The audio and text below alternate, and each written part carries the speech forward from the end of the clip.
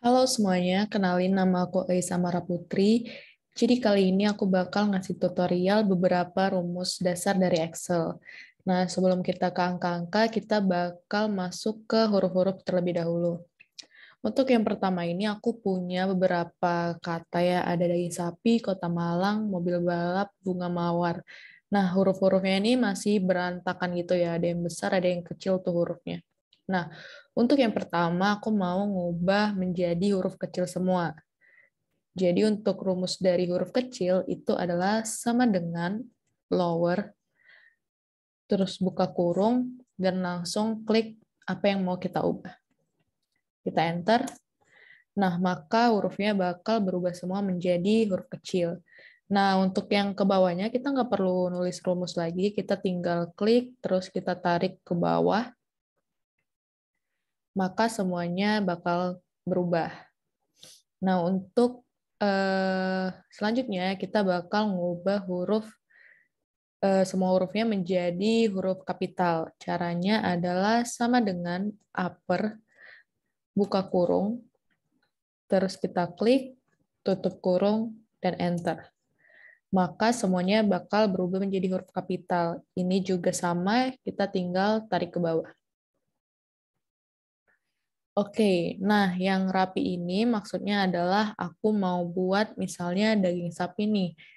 Huruf besarnya nanti atau huruf kapitalnya hanya di awal katanya aja, jadi hanya di huruf D dan di huruf S.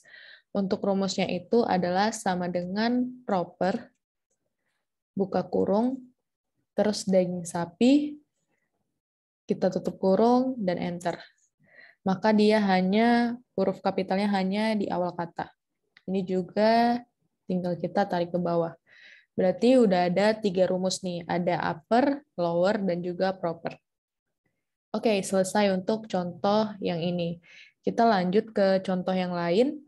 Di sini ada nama barang, ukuran, dan keterangan, dan nama lengkap barang. Jadi, untuk hasil akhirnya aku bakal mau ubah dia menjadi satu kalimat. Jadi, kaos M biru nanti menjadi satu kalimat. Kita menggabungkan semua isi dari sel-sel ini atau tabel ini. Jadi, rumusnya itu adalah sama dengan concatenate atau concatenate, terus buka kurung, kita klik untuk kata yang pertama, terus titik koma, klik kata yang kedua, titik koma, klik kata yang ketiga. Coba kita enter. Nah, ternyata udah gabung, cuman yang buat tidak enak dilihat itu tidak ada spasinya ya, seharusnya ada spasinya. Nah, untuk menambahkan spasi, caranya adalah kita tinggal menambahkan karakter dari si spasi itu. Jadi caranya kita tanda petik 2, terus kita ketik spasi, ketik 2 lagi, titik koma. Nah, jadi istilahnya setelah A3 dia bakal spasi dulu nih, baru masuk ke B3. Nah, setelah B3 juga bakal spasi dulu, terus masuk ke C3. Coba kita enter. Nah, maka dia bakal masuk karakter dari si spasi. Ini kita tinggal tarik ke bawah lagi. Oke, udah kelar rumus-rumus dari untuk huruf ya. Ada 4 rumus. Boleh kita catat di sini aja. Yang pertama tadi ada upper, terus lower, terus ada proper, dan ada concatenate. Oke, kita udah belajar 4 rumus. Selanjutnya kita masuk ke angka-angka. Nah, untuk angka-angka ini, yang pertama di sini aku punya ini ya, punya nama-nama mahasiswa di mana ada nilai UTS dan nilai UAS-nya. Untuk tabel pertama aku mau mentotalkan nilai dari masing-masing mahasiswa. Jadi misalnya nilai Andi berarti aku mau totalin nilai UTS dan UAS-nya. Untuk rumusnya adalah sama dengan sum, buka kurung, terus kita tinggal drag nilai-nilainya, terus tutup kurung, dan enter. Mungkin di sini kelihatan kita bisa jumlahi secara manual ya, cuman ini karena kita bisa, cuman karena ini datanya sedikit, jadi kita bisa secara manual. Tapi kalau misalnya nanti datanya banyak, rumus-rumus ini bakal sangat berguna gitu. Ini udah penjumlahan atau total nilai, kita tinggal tarik ke bawah, maka semuanya otomatis bakal ada jumlah nilainya. Nah, selanjutnya ada rata-rata nilai. Rata-rata nilai, kalau misalnya kalian tahu, bahasa Inggris dari rata-rata adalah average ya. Berarti rumusnya adalah sama dengan average. Untuk penulisannya sama kayak sum tadi, cuman beda rumus doang. Kita drag, terus tutup kurung, enter. Nah, itu adalah rata-rata nilai dari si Andi. Ini kita tinggal tarik ke bawah. Oke, udah dapat semua, berarti kita udah nambah 2 rumus lagi, ada sum dan juga average. Oke, ini selanjutnya tabel keterangan ini nanti bakal berisi apakah murid ini lulus atau tidak. Tapi sebelum ke situ, kita mau ke tabel yang di bawah ini dulu. Banyak mahasiswa, nilai tertinggi UTS, dan nilai terendah UAS. Untuk banyak mahasiswa, ada yang namanya rumus sama dengan count. Itu dia menghitung banyaknya mahasiswa ataupun banyaknya nilai. Jadi bukan kalau misalnya ini nilai UTS nih, kita bukan mau mentotalkan nilai UTS-nya. Berarti kita bukan pakai rumus sum, tapi kita mau tahu ada berapa nilai. Nah, untuk rumusnya itu sama dengan count, buka kurung, terus kita drag, tutup kurung, dan enter. Nah, ada 8 nilai. Ini emang bisa kita lihat dari nomor doang ya, cuman ini bakal berguna kalau misalnya datanya banyak dan juga nggak ada nomor ya. Itu bakal berguna banget. Nah, kalau misalnya banyak mahasiswa gimana? Apakah sama rumusnya? Nah, rumusnya itu beda karena kita nanti bakal menghitung istilahnya karakter bukan berupa angka ya. Jadi rumusnya itu adalah sama dengan count, cuman dia ditambah dengan huruf A. Terus buka kurung, terus kita drag, dan kita enter. Nah, ini dia benar ya, ada 8 mahasiswa. Jadi itu rumus selanjutnya, itu rumus count-nya. Ada count dan juga count A. Oke, selanjutnya kita mau mencari nilai tertinggi UTS. Berarti kita bakal gunain tabel UTS, kita mencari nilai tertingginya. Itu rumusnya adalah sama dengan max, karena ini adalah nilai tertinggi. Terus kita drag,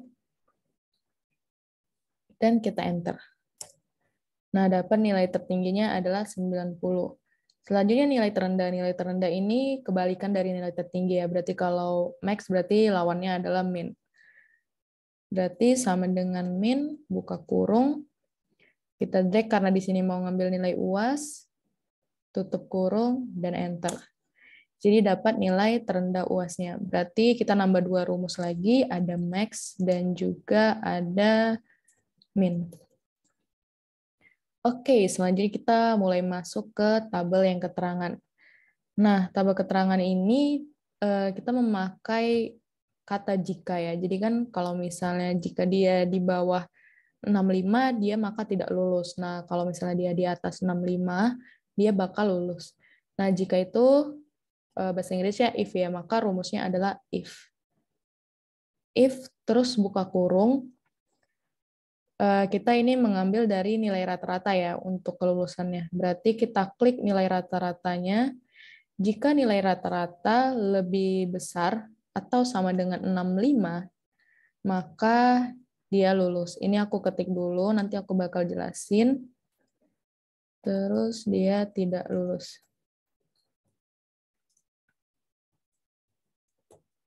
Jadi untuk cara bacanya atau logikanya adalah jika nilai rata-rata si Andi lebih dari sama dengan 65, maka dia dinyatakan lulus. Namun, jika di bawah 65 atau di luar kondisi dari yang tadi, dia maka tidak lulus. Nah, dipisahkannya itu dengan titik koma ini. Oke, tutup kurung, kita enter. Nah, 64 jelas tidak lulus ya, karena di bawah 65. Oke, ini langsung kita tarik ke bawah. Oke, kita udah dapat keterangan mahasiswa mana aja yang lulus dan tidak lulus. Baru kita bisa mengisi isi dari tabel yang di bawah ini.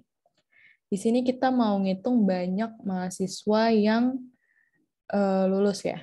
Jadi kalau misalnya banyak mahasiswa, kalau tadi kita ingat banyak mahasiswa itu menggunakan rumus count ya. Cuman karena ini ada kondisinya, kita tetap harus memakai if tadi. Jadi rumusnya adalah sama dengan count if. Nah, count if terus kita buka kurung, kita nge-drag yang keterangan ini. Karena kan kita istilahnya dari tabel keterangan ini kita mau filter banyak mahasiswa yang lulus doang. Jadi kita drag, terus titik koma. Nah, kita mau cari yang lulus, maka kita ketik tulisan lulus. Nah, tulisan lulusnya ini harus sama seperti yang ada di keterangan ya. Mulai dari huruf besar, huruf kecilnya itu harus diperhatikan supaya rumusnya benar. Terus tutup kurung, kita enter. Nah, ada 5 mahasiswa yang lulus. Kalau kita lihat di sini, benar ya, ada 5. Jadi itu rumus selanjutnya. Tadi ada if ya, ada if dan juga ada count if. Oke, kita lanjut. Ini jumlah total nilai mahasiswa yang lulus. Berarti ibaratnya kita ngeliat dulu mahasiswa yang lulus yang mana aja, terus kita mau jumlahin total nilai dari mahasiswa yang lulus doang. Nah, untuk menjumlahkan total nilai, berarti tadi rumusnya adalah sum ya. Cuman karena ini ada kondisi, kita pakai sum if.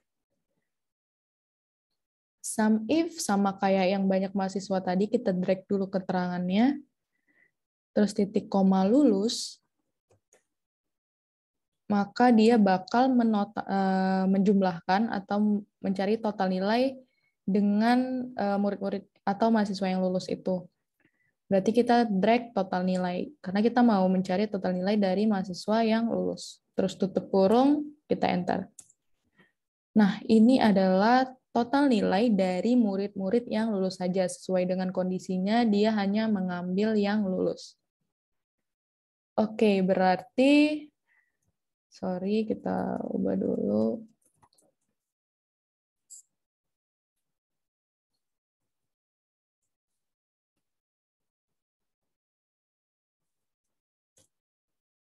Oke, berarti rumus selanjutnya adalah sum if.